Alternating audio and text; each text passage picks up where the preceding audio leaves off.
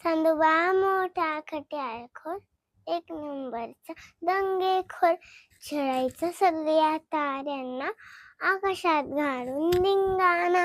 एकदा आई त्याला रागवली, थोबाडीत देऊन म्हणाली, भंड्या तू तर फार बंड, जेवणच तुझे करते बंद.